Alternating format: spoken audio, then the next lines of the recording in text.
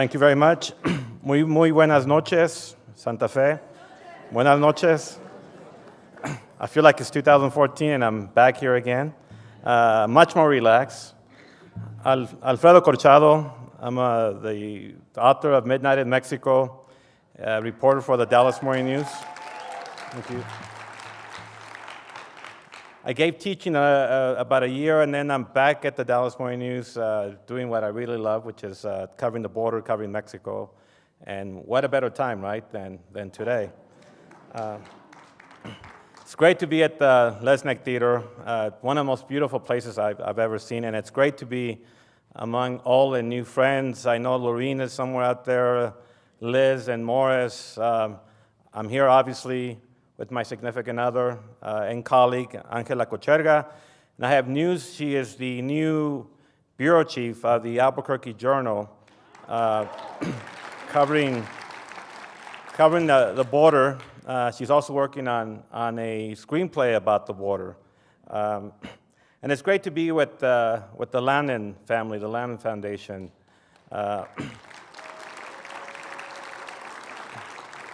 I'm a 2016 Lannon Fellow, and I have to thank Patrick Lannon because that small little time in Marfa really helped me see the next book, which comes out next year. It's a shameless plug, Homelands, and just the time to think and the solitude was incredible. The ending of the book, I thought it was going to end on November the 8th. Obviously, that didn't happen. This is an evening to celebrate courage in journalism, those brave reporters who give voice to the voiceless. But it's also a moment to temper our enthusiasm with the sober realization that press freedom is under threat throughout the world, including right here in the United States, something I never imagined myself saying right here tonight. Amid all the profound changes in our media industry, witnessing journalists being attacked in the very country of the First Amendment is indeed frightening. Sadly, targeting journalists in Latin America, Mexico, El Salvador, is a way of life, and it only gets worse. This has been the deadliest year for journalists in Mexico and throughout Latin America. Our speaker tonight, Óscar Martínez, has spent his career fighting for truth against all odds, a first-hand witness to the horrors of our times. Óscar began his career as a 17-year-old reporter in his native El Salvador, and later moved to Mexico City to work as a freelance reporter for publications such as Gato Pardo and El País. He later returned home to join Central America's first online news magazine, El Faro, or The Lighthouse. There, he also founded, coordinated, and reported for Sala Negra, or The Black Room, and El Camino, The Road. Both projects led to his books, The Beast, in 2013, and The History of Violence, that came out last year in 2016. In a few minutes, he will talk about both projects with much greater detail and maybe even give us a peek look into his new book. His focus, passion, and determination has been on putting a face on the people who mow our lawns, babysit children, work the restaurants, the fields, the meat, the chicken packing industries, the very people who, against all hope, make a perilous journey across Mexico and its lawless, violent communities. And once they make it to the United States, they are chased back to Central America. In Central America, a region long wrecked by political, economic, social instability, some of it attributed to U.S. policy, it is dangerous to speak the truth because in places in countries like El Salvador, it is too easy to murder, silence sources. El Salvador is an easy place, too easy to kill anyone, including journalists. The Committee to Protect Journalists has documented threats against Óscar and his colleagues at El Faro, including in 2012, after the newspaper published an article describing an organized crime network in the northeast part of El Salvador. A few months after the story ran, the website staff members reported being followed and photographed by unidentified people. Police were suspected of being behind the incident, trying to ID the very sources mentioned in the article, something the government later denied. Despite threats to his own life, Óscar has been unwavering in his determination to tell these stories, convinced that hiding the truth makes us more complicit. Just a few months ago, our esteemed Mexican colleague, Javier Valdez Cárdenas, was savagely murdered on the streets of his beloved Sinaloa, Mexico. He once said, "We are murderers of our own future." Many of us as journalists are guided by Javier's immortal words. That is, to stop writing is to surrender, and we will not surrender. Likewise, Óscar will not surrender. He lives with a special security system, including panic buttons at his house, and he has said that he worries about taking his 4-year-old daughter to public parks. He also knows that despite the panic buttons and the high walls and all the protection, he can be killed at any moment. But he will not let fear get in the way. Tonight, this is the right place and the right venue, with all of you among us, to stress something very simple. Fear is contagious, as is courage. Press freedom is to be cherished, not taken for granted. At age 34, Óscar has already won some of the top journalism awards, including the coveted Maria Morse Cabot Award. A mutual friend and colleague, John Lee Anderson of The New Yorker, says Óscar possesses the instincts of a detective and the soul of a poet. I think of him as a child who has seen too much at such an early age. Tonight, it is my great honor to introduce you to one of the bravest, most courageous people I know, my colleague, Óscar Martínez.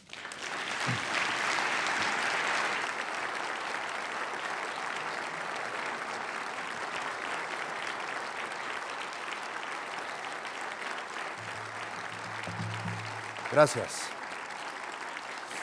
Buenas noches. Good night. Let me say a few things before I read my speech.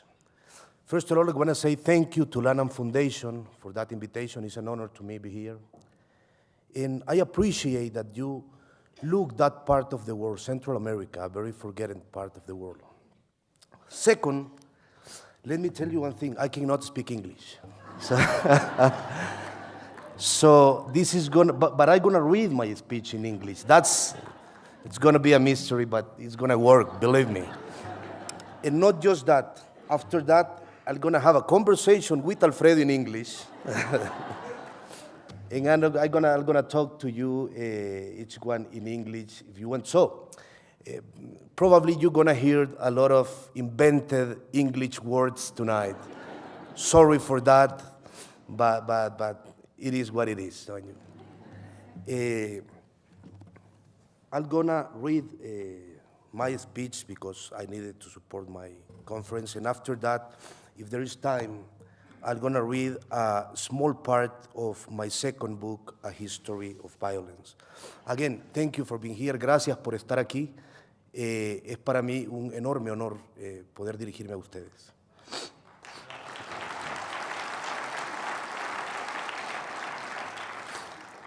The Beast and A History of Violence are siblings. I cannot explain one book without the other. They are parallel stories, and somehow they were writing backwards. First, the beast, the flicked, those who live. Then, a history of violence. What do they run away from? When do those 1,000 live each year? Where do those 1,000 live each year? But before talking about each of these brotherly books, let me tell you some fundamental things to keep in mind about where I come from. I come from the north of Central America. I come from the most murderous region on the planet Earth. Let me put this in context. The United Nations say that if something happens to more than 10 inhabitants out of every 100,000 of a country, that country has an epidemic of what happened to it. You, here in the United States, have about 5 homicides per 100,000 inhabitants. Its neighbor, Mexico, the Mexico of the TV series, the Mexico of drug trafficking, the Mexico of the famous Chapo Guzman, is now scandalized. Its rate is around 18 homicides per 100,000 inhabitants. I come from a region that for years had a rate no lower than 30. My country, for example, El Salvador, had its lowest rate more than a decade ago. In 2002, the rate was only 36.2 homicides per 100,000 inhabitants. I said that the United States reached around 5. I said that Mexico reached around 18. Our best figure was 32. Last year, that figure exploded. We averaged more than 80 homicides per 100,000 Salvadorians. 80. The epidemic of death is furious in my country. I am 34 years old. I think that I'm a young guy already. I belong to a generation that grew up during the Civil War, that after 12 years ended in 1992. I am part of a generation where most of the people doesn't know peace. We had a very violent war where more than 75,000 Salvadorians died. And then, when the end of that war was signed, we had a very violent peace. A peace that has death numbers similar to those of a war. We know little about peace because we have never had the opportunity to live it. The majority of Salvadorians, those who don't have money to vacation in Miami or to live in a walled house, don't know what peace is. They have no idea of how it is that their children grow up in a quiet place. They don't know how it feels not to feel afraid. Let me talk a few minutes about that terrible war. It began formally in 1980. It was unleashed at the beginning of that year after Monsignor Romero was assassinated by the military. By the way, these days Romero is about to be declared a saint. His murders have never been tried, never. Impunity is one of the characteristics of my country and of my region. A bullet split his chest while he was holding mass, and my country rushed to its darkest night. The guerrillas recruit many of those who were fed up with the military repression. The military repressed more to stop that guerrilla. Death squads, torture prisons, bodies torn to pieces in the street, white hands painted on the doors of those who were going to die. After 2 years of war, El Salvador had the largest massacre recorded on the continent. Around 1,000 peasants, children, women, the elderly were murdered with barbarity by a military battalion. That battalion was called Atlacat. Nowadays, pronouncing its names still recalls the worst memories to families that were mutilated by those men.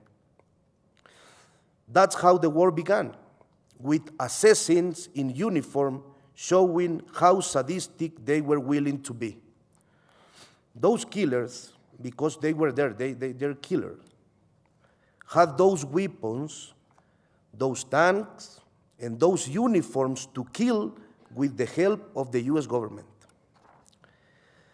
The Atlacat Battalion, which slaughtered children with their machetes, was trained by instructors trained in the despicable School of the Americas in Georgia. The darkest night of my country, of my region, was sponsored by this country. The mouth of an American official who said they didn't know this army was murdering is the mouth of a liar. They were trained to kill from the beginning. They fulfilled the mission as the best students. That US government financed an army to kill. The one who slaughtered in El Mozote is as guilty as the one who sent money from his White Office in Washington. In my country, we fought a war that was not only ours. The Salvadorian population fled in mass. The verb is not accidental. I chose it because it's precise. Most of them didn't migrate. They fled. To migrate is seeking prosperity. To flee is seeking to live. To migrate is seeking a better life. To flee is seeking life. During the Salvadorian Civil War, the country was split into two, and the region too, because Guatemala had its own war, and Honduras lived between two wars. If a country is the land that its people inhabit, this country is a bit ours as well. Also, I understand that this idea irritates a lot of people nowadays. Nearly 2 million Salvadorians fled. The rest of us live among the bullets. There are currently around 7 million Salvadorians in El Salvador, and about 3 million in this country. The war split us apart. That's what wars do. They split families, parents here, children there, some brothers here, other brothers there. The war largely built what we are now. And let me reiterate once again, that war was not only ours. During the war, the world saw us killing ourselves. The best reporters from the most global media were there. But when warriors realized that none would win, the so-called peace came. They said, there is no war anymore. Go to your houses, they said. We will rebuild this country, they said. As often happens when war happens, what remains is destruction and lies. Thousands of guerrillas and soldiers were left behind. All they knew was shooting. They were told from one day to the next that this was no longer useful. Teaching something to a person, it's very difficult, but making him forget it's even harder. El Salvador was full of arms and disgruntled warriors. Then another US government took another disastrous decision that will forever mark the region until these days. Give me a second. Many of the Central Americans who fled north during the Central American Wars were teenagers. When their families fled during the wars, they fled too. They arrived to the United States without understanding anything. Believe me, anything. Not the language, not the laws, anything. They came from madness and were looking for a life. Their parents, to provide them that life, got several jobs. Thousands of teenagers grew up alone in the streets of places like Southern California, plagued by Latino, blacks, Asians, white supremacist gangs. To defend themselves, those boys who sought their identity united. They came together to protect themselves. But many of them got to understand the language of those streets. If violence was the new value in their lives, they came from the worst of violence. They knew about war, and the context dragged them to it. They arrived at a place that wouldn't offer them peace. They weren't told, learn this new way of living. They were asked, what do you know about fighting? They were integrated or create gangs that today are again in the headlines of American newspapers. Mara Salvatrucha, Barrio 18, or 18th Street Gang.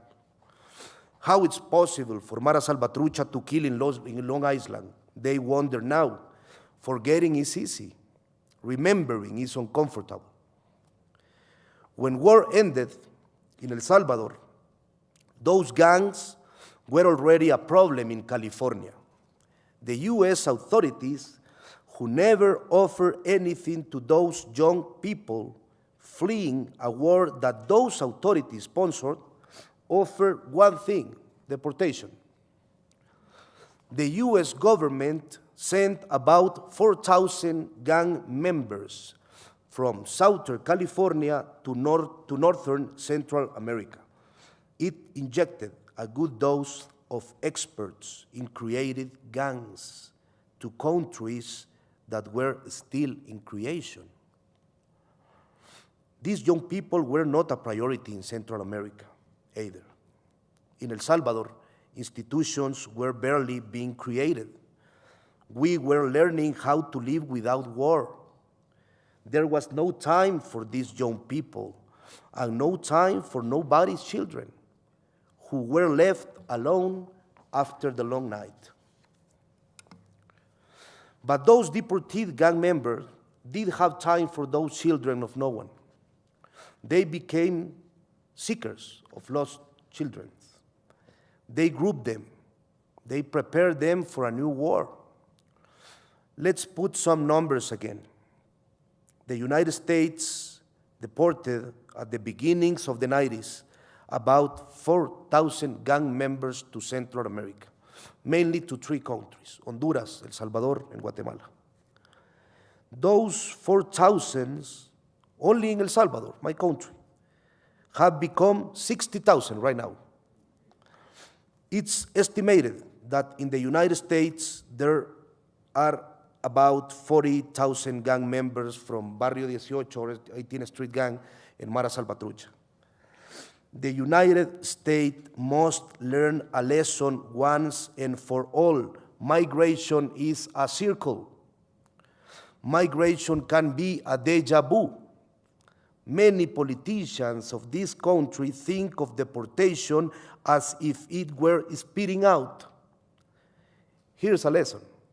They are speeding up to the sky. What is true usually return. Gangs became poor armies, mafias of children and teenagers willing to die in order to feel that they belong to something. Little by little, while nobody turned to see, another war was being cooked in the country that had just signed the peace. El Salvador, in its most terrible lesson: the end of a war is not necessarily the beginning of a peace. Let's say it again. The end of a war is not necessarily the beginning of a peace. A peace cannot be decreed. A peace is fought. This one was not fought. Everyone left. The American government left little by little after so much death. Commanders of the war hid in offices. War journalists went to another wars. That which we call peace gives less newspaper front pages. Homicides rates in El Salvador increase year after year. A new conflict heated up day by day without reflectors to illuminate it. We began to kill ourselves in solitude. The Salvadorian Central America governments discussed anything except what happened in the streets. They discussed how to turn a guerrilla into a political party. They discussed how to create police, what to do with the army. But when they turned to see what was happening in the street no longer belonged to them. They realized late and reacted in the only way they knew to do it, shooting. That old Central American logic fixed in the head of so many who never knew peace. That stupid belief that violence must always be solved with bullets. We have built ourselves bullet by bullet. A new war was established on the streets of the country. A useless state fought against increasingly organized gangs more numerous. Trapped in between, there was the majority of Salvadorians. Now that I think about it, do you know what is the verb for most of my compatriots? The verb is survive. Do you know what other verb is the verb of many of mine, of my people? Run away. Once more, thousands of Central Americans fled violence again because the gang spread to Honduras and Guatemala, because the United States also deported there. For the year 2007, close to 250,000 undocumented were arrested every year trying to cross Mexico. 98% were people from northern Central America. They left their countries. Who wouldn't do it after 2 wars? They tried to join their relatives who had fled years ago from a ruined country. They tried to become a family again in a place where they didn't always have to think about death. That year, 2007, I decided to start a journey to understand how Central Americans fled. For 3 years, I accompanied them in the mountains they crossed, in the trains where they travel as stowaways, in the desert they cross. Before reaching this border, those survivors must cross a huge country. They cross Mexico, but not the Mexico of tourist postcards. They cross a hidden Mexico of small towns and powerful criminals. They cross a Mexico that turns its back on them, that turns its head and shifts gaze to somewhere else. I wanted to see how the children of war fled, and I saw the worst I've seen. I can say after 3 years of watching them flee, I seen the human being turned into garbage.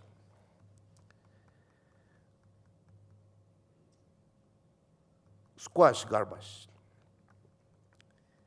I seen strong men who travel with their families in mind becoming frightened animals. I saw governments, those from there and here, who don't care about those people. Here, they receive them with a wall. There, we wait for them converted in money. Their journey, their verb, migrate, is not important. It's only matter that they don't pass. It's only matter that they return converted into dollars. The beast has chapters dedicated to the sale of women who end up raped in brothels. Chapters dedicated to mafias of men who suffer torture for rescues of $300. Rivers that kill people. Deserts that kill people. Walls that kill people. Police officers who are criminals in uniform.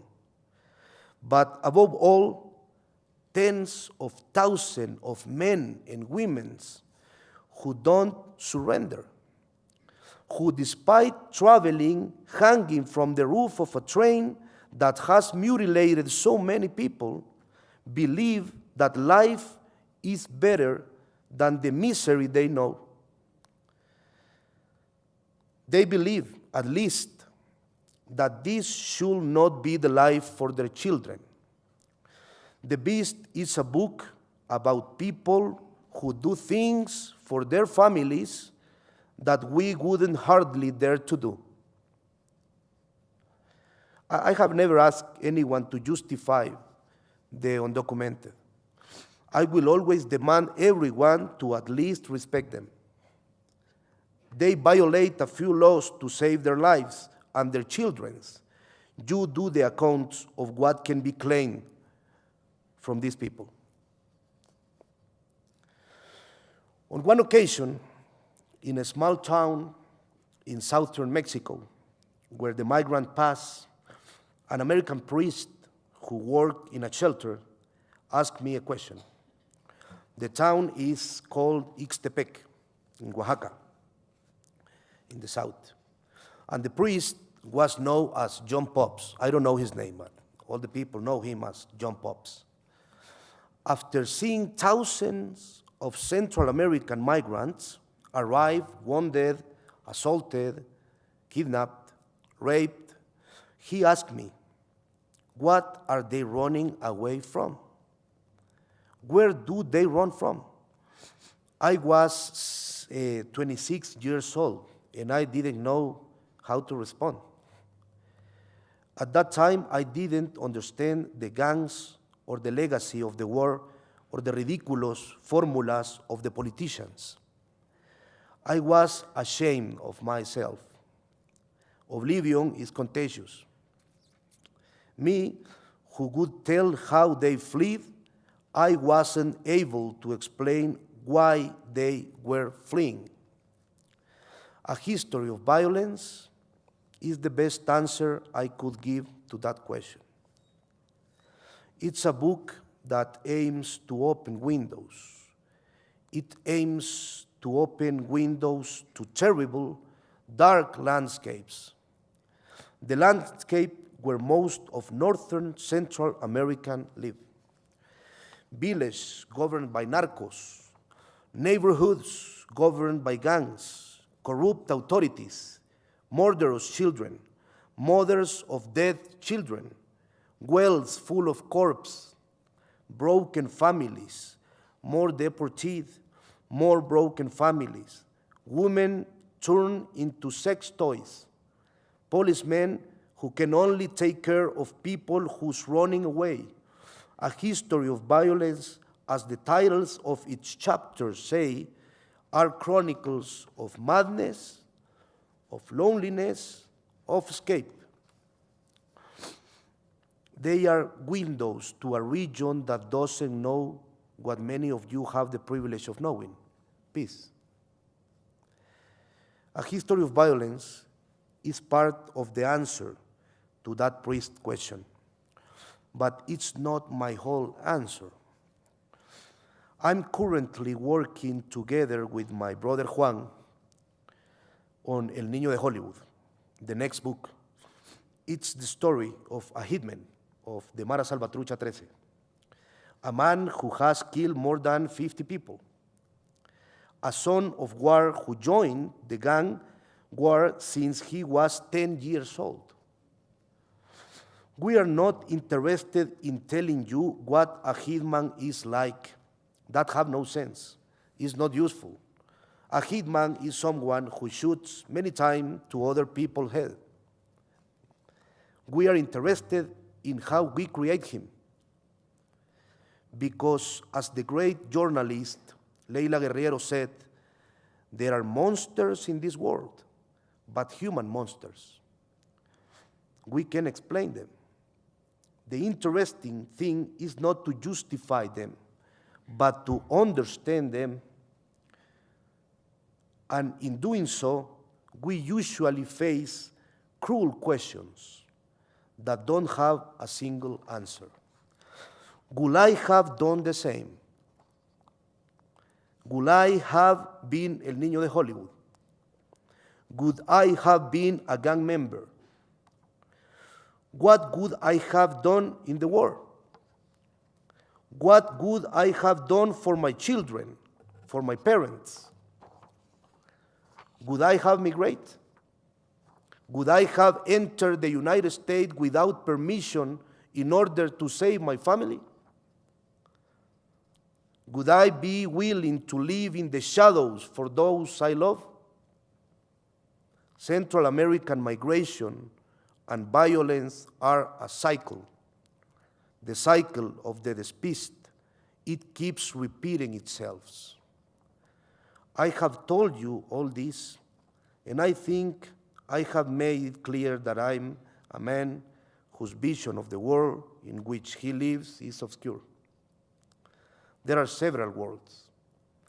I dedicate myself to seeing a very dark one. I say, I think I live in a region of the world that should not be repeated. I think I live in a place that gives us a lesson, not in that way, not in that way. I think I live in a place that is not for children. They should not grow up in a place like my country. And yet, I, pessimistic as I am, I will ask you all before I finish. Have you known of people who, despite all this, want to move on with life? Have you known of people so determined to not give up? Have you heard of people convinced that there is something better for their children than their terrible world? Have you known of people who, after 2 wars, were willing to cross hell? Can you imagine a more powerful engine that will move them? What will make them move forward? I still don't understand it. Do not understand the integrity of people who come from 2 wars and still silent, patience, clean houses all day in a country that chased them, who mowed the lawn, build buildings. Let me tell you one thing. I come from a place of death. I've always said it, but I also tell you something else. It's those ruthless places and it's those people who inhabit them the best proof that life is more powerful than death.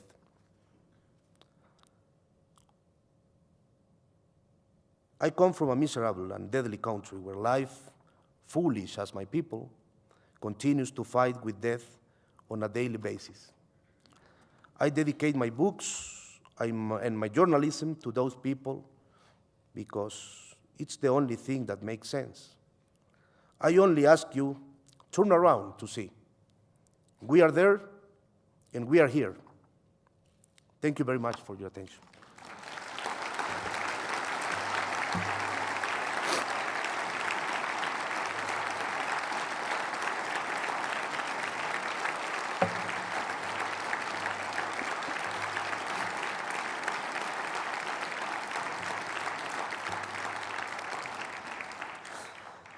Now, let me see if I can continue to pronounce this language. I'm going to read for you a small part of one of the chronicles of a history of violence. This is the chronicle of people who fleeing from their neighborhood live in television. The chronicle, it's called The Prayers of El Salvador's Anti-Gang Police Unit. January 2015. This is the summary. More than a dozen families abandoned their homes after Barrio 18 or 18th Street Gang threatened a massacre. A man cries angrily because tonight he and his wife and 3 children will sleep on a family member's floor. The subdirector of the anti-gang unit arrives and tells the family to start praying. This is the story of the families fleeing the San Valentin condos in the Mexicanos suburb of San Salvador. The police were doing their job. They were responding to a call. They broke into the house, took everything they could, and then left. But this is the problem. Gangs don't live. They are part of the social fabric. They live here. They are the sons and daughters of women who live in the neighborhood. They are brothers and sisters of young men and women who live here. They are fathers, uncles, and friends of the locals. Gangs are part of El Salvador. They are as rooted to the block and to the neighborhood as the corner store. Somebody told the police about the threat, and that night, a few officers came to calm the people who were already talking about leaving. By the next morning, Tuesday, at least 5 families had already made a decision. They were leaving. These first 5 families sparked another 5, and by noon, there were 17 households packing their furniture into trucks, pickups, and old cars, or hauling their stuff away however they could, on their way to another gang turf. This is what it's come down, one of the young, dark-skinned windshield washer tell me. Where do we go if there are gangs every place we can afford to live? If there are gangs every place with rent below $300, where do we go? What do we say if the new gangsters ask us where we are coming from? If they are from the 18th Street, they are not going to like what went down here. If they are from the other gang, they are not going to want us either. Right now, we are just living. Later on, we'll see how to live.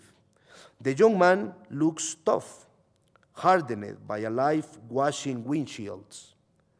He finished his phrase, paused for a moment, and then he begins to cry. He doesn't weep openly like his aunt who was crying earlier, or break into sobs, or need to wipe his eyes with a handkerchief. Skin crisped by a life working under the sun, the man doesn't want to cry, or at least doesn't want to be seen crying. He tries to stop, but he can't, and screwing up his face, I can see that he is crying from somewhere deep. His stomach spasms. He is humiliated, and he say it, I am humiliated. This man, who squishes windshields all damn day long on the corner of a street in this baking hot country, has had to empty his house that he furnished and rented with his own sweat because a few lipsticked women threatened a whole condo complex.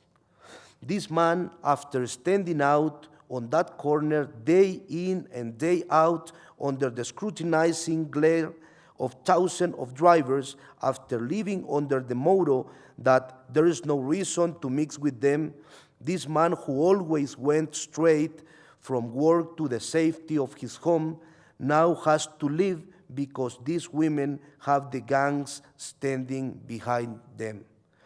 Seeing him crying, the man's brother-in-law starts up himself. He hangs his head down, humiliated, and begins shaking and crying. Tonight, this man and their families will sleep squeezed into somebody else's apartment.